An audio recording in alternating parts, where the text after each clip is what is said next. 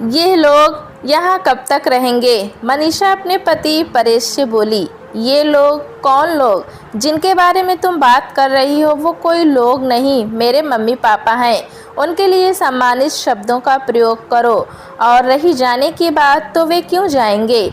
अपने बेटे बहू के पास रहने आए हैं, अब यहीं रहेंगे। मैं उन्हें उम्र के इस पड़ाव पर अकेला नहीं छोड़ सकता। उनके रहने से तुम्हें क्या परेशानी है? तुम मेरी परेशानी क्या समझोगे? तुम्हें तो अपने मम्मी पापा की चिंता है, मेरी थोड़ी है। मनीषा, मेरे मम्मी पापा क्या तुम्हारे कुछ नहीं लगते? और घर में उनके रहते तुम्हें क्या परेशानी है बताओ तो। मेरे लिए तो काम बढ़ गया है ना। 2 आदमियों का नाश्ता बनाओ, खाना बनाओ, चाय तो हर 2 घंटे बाद चाहिए होती है। ना मुझे अपने लिए समय मिलता है, ना मैं कहीं आ जा सकती हूँ। इन्हीं की सेवा में लगी रहूँ। मेरी अपनी तो कोई ज़िंदगी नहीं है। मनीषा की बात सुनकर परेश अवाक रह गया। बोला, मनीषा, आज तुमने मुझे बहुत दुखी किया है। मुझे तुमसे ऐसी उम्मीद नहीं थी कि तुम मम्मी पापा को बोझ समझती हो, उन्हें अवांछित मेहमान समझती हो। आज जिस जगह पर तुम मुझे देख रही हो, ये उन्हीं की मेहनत और त्याग का परिणाम है। अगर उन्होंने तब अपना सुख देखा होता और मुझे अच्छी शिक्षा नहीं दिलाई होती, तो क्या आज मैं तुम्हें इतने ऐशो आराम से रख पाता? किस चीज़ की कमी है तुम्हें? इतना बड़ा घर है, सब सुख सुविधा के साधन हैं, फिर उनके रहने से तुम्हें परेशानी क्यों हो रही है? अगर तुम्हें ज़्यादा ही परेशानी हो तो कुक लगा लो खाना बनाने के लिए, लेकिन उन्हें तो मैं यहीं रखूँगा अपने साथ। उस समय तो यह कुछ न बोली, लेकिन उसका शैतानी दिमाग बराबर चल रहा था कि इन बूढ़ों को यहाँ से कैसे भगाऊं। वो कभी भी अपने सास ससुर से ढंग से बात नहीं करती, खाना भी ऐसे देती मानो उन पर एहसान कर रही हो। कोई भी बात पूछने पर उल्टा जवाब देती। जब तक परेश घर में रहता तब तक तो सामान्य व्यवहार करती, लेकिन उसके ऑफिस जाते ही वो उन्हें जली कटी सुनाती। खाना जानबूझकर देर से देती ताकि वे परेशान हो।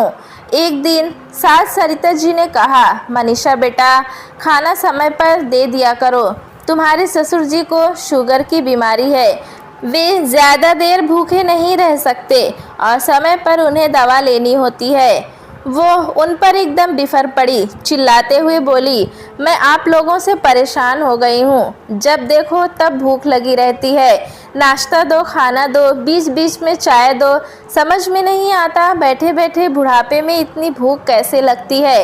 कैसे हजम कर लेते हैं आप इतना खाना?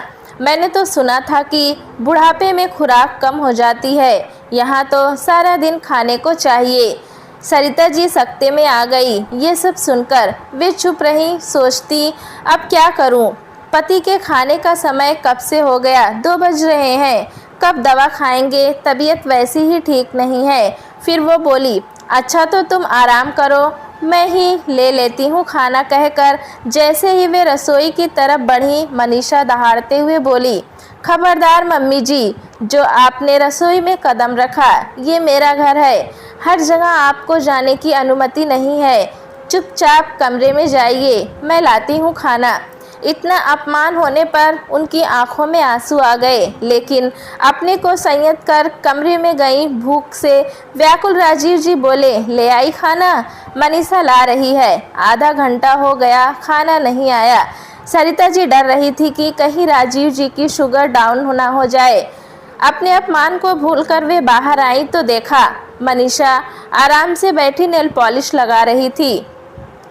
उन्हें देखते ही बोली, फिर आ गई आप? थोड़ी देर भी सब्र नहीं होता? मनीषा, तुम्हारे ससुर जी की शुगर डाउन हो रही है, ज़्यादा तबीयत खराब हो जाएगी तो अगर उन्हें तुरंत खाने को नहीं दिया। बड़बड़ाती हुई उठी और बोली, ला रही हूँ। वे वापस कमरे में गई। राजीव जी उन्हें खाली हाथ देख बोले, क्या कर रही हो, खाना क्यों नहीं लाती? वे बेबसी से दरवाजे की ओर देखने लगती हैं। तभी मनीषा 2 थाली लिए आती है। पर ये क्या? थाली में सिर्फ 1 सब्जी और 2 रोटी। देख राजीव जी बोले, ये कैसा खाना है? ना दूसरी सब्जी ना दही। खाना हो तो खा ले बुड्ढे, नहीं तो ये भी वापस ले जाऊंगी। वे मनीषा का मुंह देखते रह गए। जैसे तैसे खाना गले के नीचे उतारा और बोले, सुनो, कल सुबह ही तैयारी कर लो चलने की। अब यहाँ नहीं रुकना है। शाम को परेश को आने दो, मैं उससे टिकट कराने की बोलता हूँ। सरिता जी बोली, शांत हो जाओ। ऐसा करने से इन दोनों के बीच टकराव होगा। मैं नहीं चाहती अपने कारण इन दोनों के बीच मनमुटाव हो। हाँ, शांति से परेश से बात करते हैं।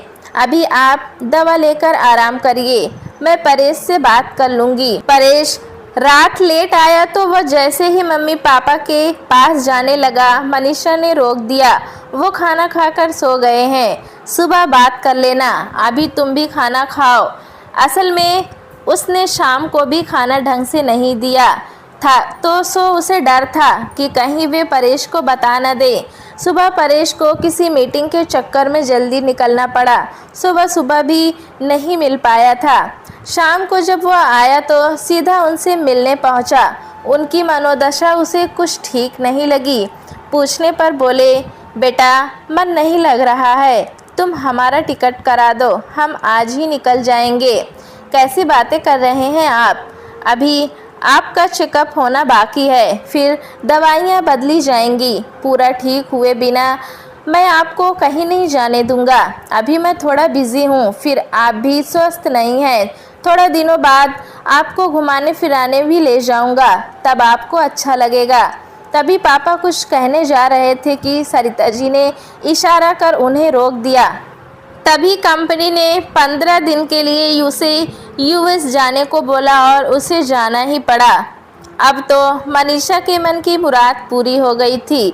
वो जितना परेशान कर सकती थी उसने मम्मी पापा को परेशान किया भी। परेश के जाने के बाद वो पूर्ण रूप से आज़ाद हो गई थी। सारा दिन सहेलियों के साथ घूमना, शॉपिंग करना, खाना नहीं बनाना, बाहर से कुछ भी लाकर खिला देती। कभी खाना बनाती तो उन्हें पूरा खाना नहीं देती। जब परेश लौटकर आया तो उसने देखा मम्मी पापा काफ़ी परेशान लग रहे हैं, कमज़ोर से हो गए हैं। उसे समझ नहीं आ रहा था कि घर में किसी चीज़ की कमी नहीं है, फिर वे ऐसे कैसे हो रहे हैं। पूछने पर वे टाल गए और बोले, बेटा अब यहाँ मन नहीं लग रहा, सो तुम हमें वापस भेज दो।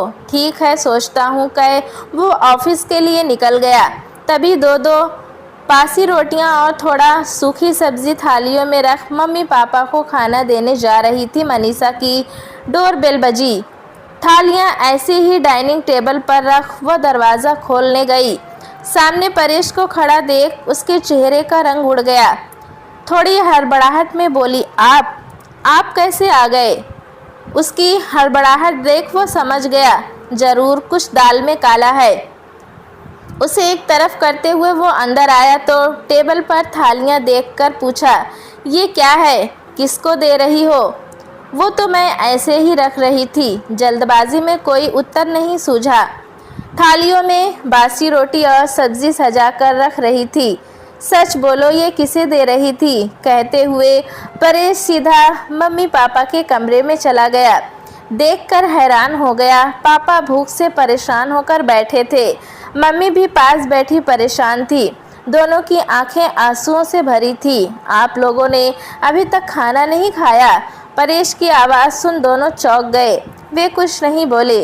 मम्मी पापा, क्या बात है, आप लोग बोल क्यों नहीं रहे हो? 1 बजने को है, आप भूखे बैठे हैं? मनीषा यहाँ आओ, इन्हें अभी तक खाना क्यों नहीं दिया? बस मैं ला ही रही थी कि आप आ गए। अच्छा, अब मेरी समझ में आ गया कि वो 2 थालियाँ तुमने इनके लिए लगाई थी। परेश मनीषा का हाथ पकड़ बाहर आया और डाइनिंग टेबल पर रखी थालियाँ दिखाते हुए बोला, ये खाना तुम मम्मी पापा को देने जा रही थी? बोलो, ये तुमने उनके लिए ही लगाई थी ना? मनीषा चुप रही और उसकी चुप्पी ने सच्चाई उगल दी। ये रूखी रोटियां, सूखी इतनी सी सब्जी, घर में खाना तो बहुत बना है, तो इनको क्यों नहीं दिया? न रसेदार सब्जी ना दही। मेरे पापा तो दही के बिना निवाला नहीं खाते। क्यों किया ऐसा और कब से कर रही हो? ये रूखी थाली कब से तुम उन्हें दे रही हो? अब समझ आया कि वे बार बार जाने को क्यों कह रहे थे। पहले तो अभी देर हो रही है, तुम खाना ढंग से लगाकर लाओ, तुमसे तो मैं बाद में बात करता हूँ। मनीषा खाना लगाकर लाती है और वो लेकर मम्मी पापा के पास जाता है। खाना देखकर वे उस पर टूट पड़े। परेश उन्हें खाता देख दुखी हो गया। कितने भूखे थे, कब से खाने का इंतज़ार कर रहे होंगे। उनके खाने के बाद वो बोला, मम्मी ये सब कब से चल रहा था और आप लोगों ने मुझे बताना भी ज़रूरी नहीं समझा, मुझे इतना पराया कर दिया आपने। शांत हो जा बेटा, तुझे पराया कैसे कर सकते हैं, तुम में तो हमारे प्राण बसते हैं। बस बेटा, तेरे सुख की खातिर ही हम चुप थे, इसमें मेरा कौन सा सुख था मम्मी। पापा आप कैसे ऐसा खाना खा रहे थे। बेटा अपनी औलाद के भविष्य के खातिर हमने चुप रहना ही उचित समझा। ये आप दोनों क्या कह रहे हैं, मेरे भविष्य का आपके खाने से चुप रहने से क्या संबंध है। सच सच बताओ मम्मी, क्या बात है। तब मम्मी बोली, बेटा मनीषा ने हमें धमकाया था कि अगर हमने तुम्हें कुछ भी बताया तो वो कुछ भी कर लेगी, तो हम सबको जेल हो जाएगी, या वो दहेज उत्पीड़न केस में हम सबको जेल भिजवा देगी।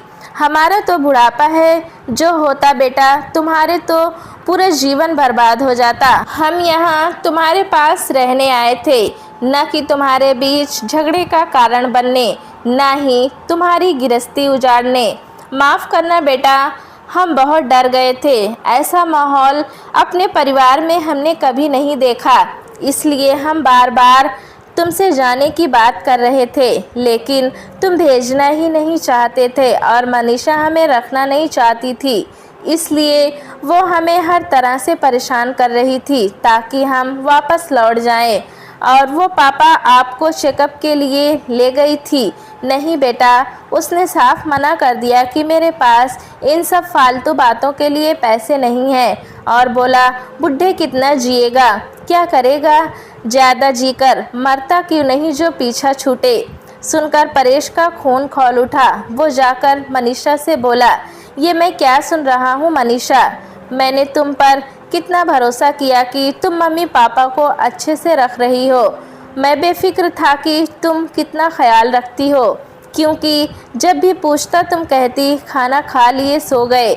मुझे क्या पता था कि तुम्हारा शैतानी दिमाग क्या क्या चल रहा है। तुमने मेरा भरोसा तोड़ा है, मैं अब तुम्हारे साथ नहीं रह सकता। नहीं परेश, तुम ऐसा कुछ नहीं करोगे।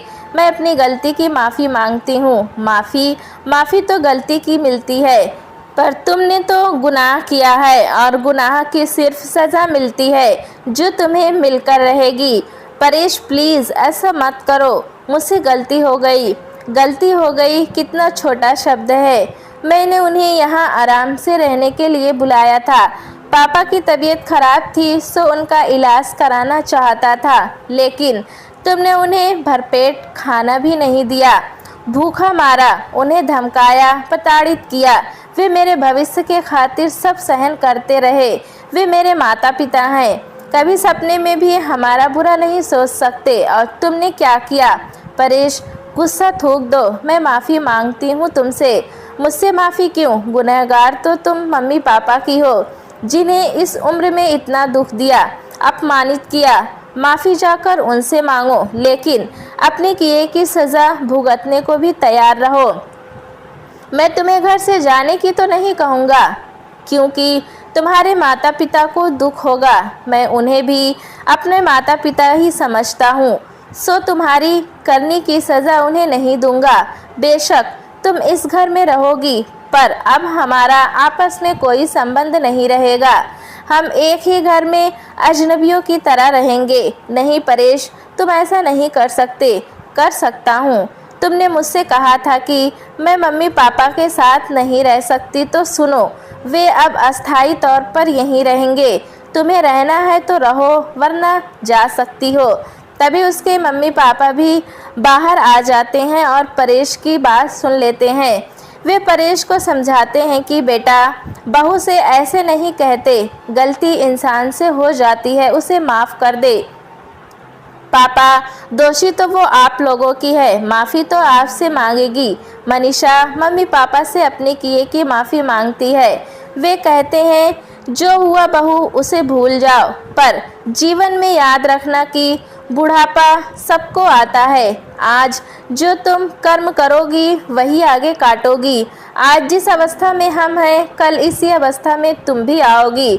सोच कर देखो, अगर तुम्हारे साथ इस तरह का दुर्व्यवहार होगा तो तुम्हें कैसा लगेगा। जिस पति पर तुम इतना हक जमा रही हो, हमें दूर कर रही हो, उसे यहाँ तक पहुँचाने में हमने अपने सुख दुख की परवाह किए बिना अपना जीवन खपा दिया।